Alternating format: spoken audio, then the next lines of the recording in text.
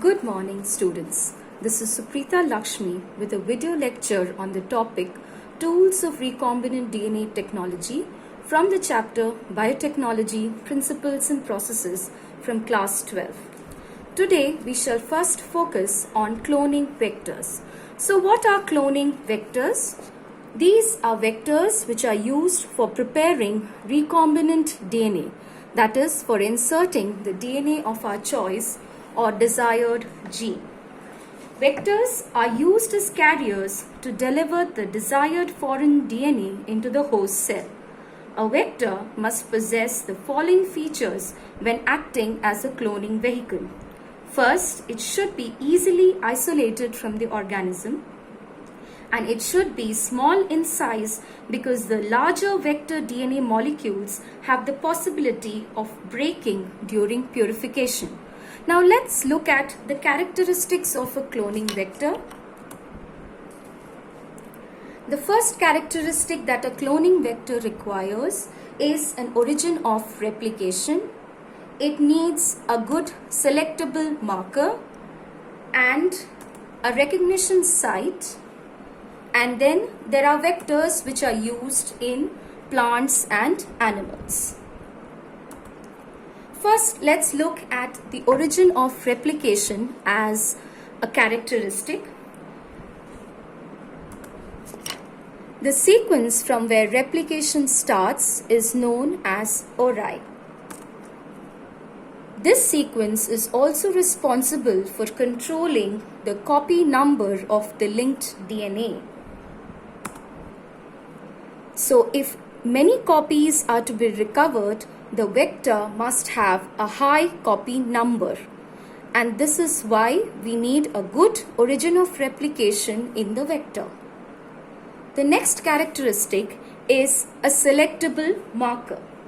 Now, apart from ori, a vector must have a good selectable marker, that is a gene that helps to select the host cells containing the desired gene from a population of cells. Now, since a very small portion of treated bacterial cells will be successfully transformed, in order to recognize these cells, the vectors used must contain a marker gene. This is often a gene for resistance to a particular antibiotic, for example, tetracycline or ampicillin.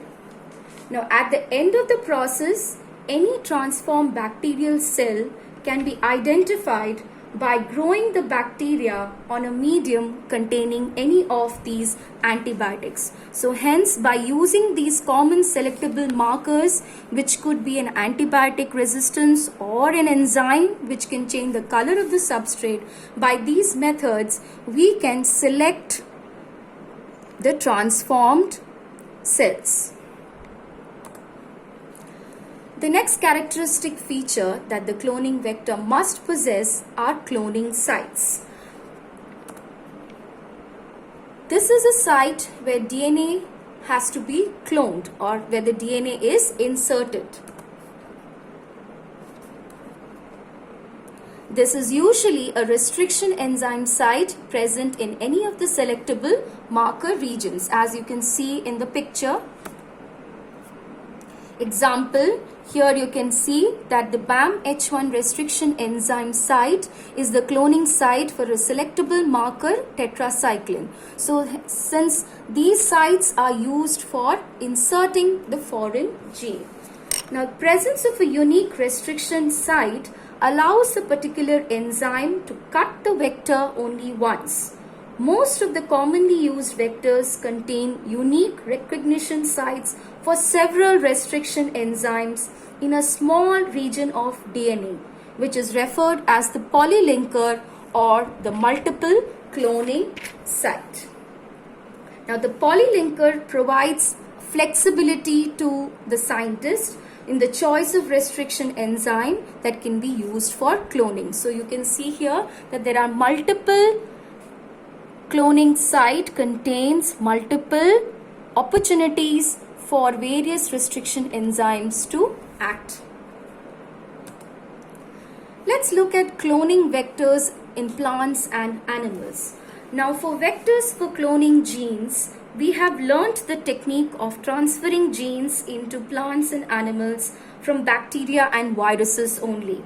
Now bacteria and viruses for ages have known how to deliver their genes into eukaryotic cells and force them to do what they want.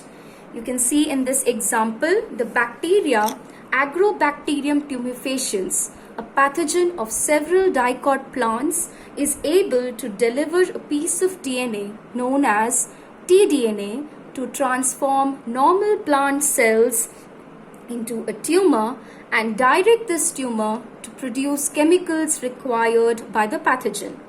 Along with this, you have retroviruses in animals which also have the ability to transform normal cells into cancerous cells. Now, bacteria and viruses have been studied in detail and they are being used as vectors to deliver the gene of interest to human beings. For example, Agrobacterium tumefaciens, the tumor-producing TI plasmid of this bacteria has been modified into a cloning vector to deliver genes of interest into a variety of plants. So with this, we have understood the various characteristics required by a cloning vector. Now let's look at another important tool which we require for recombinant DNA technology, that is the competent host.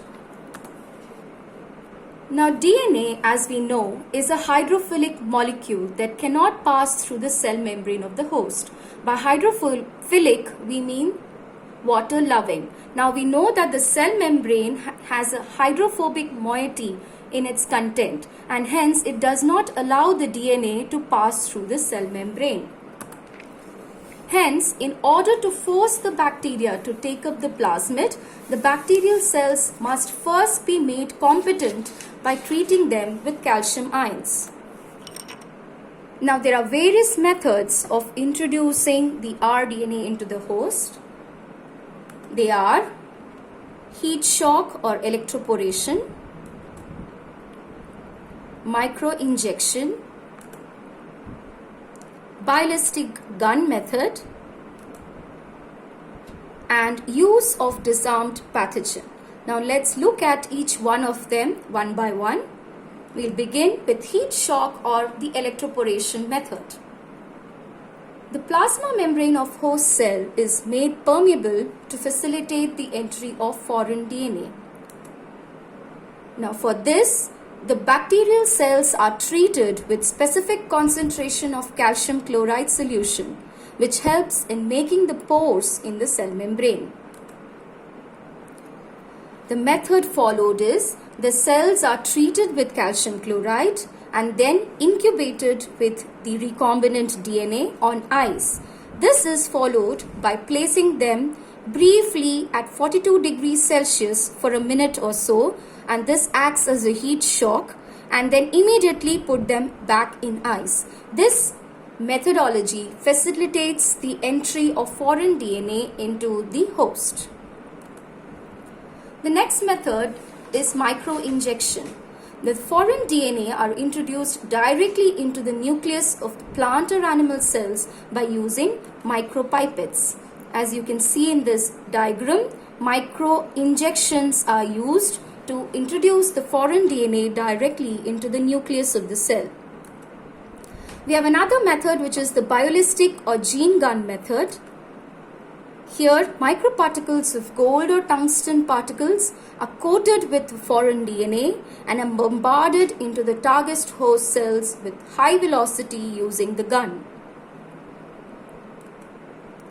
And the last method is used of disarmed pathogen. As we have already understood, Agrobacterium tumefaciens can naturally transfer part of its plasmid DNA as it infects the host plant. So this technology is used for introducing the foreign gene into the host cell. So after removal of the tumor inducing genes, the TI plasmids are used as gene vectors to deliver useful foreign genes into the target plant, cells or tissues. Similarly, retroviruses can also be used to transfer the desired genes into the host cell. Now with this, we have come to the end of this topic. Thank you.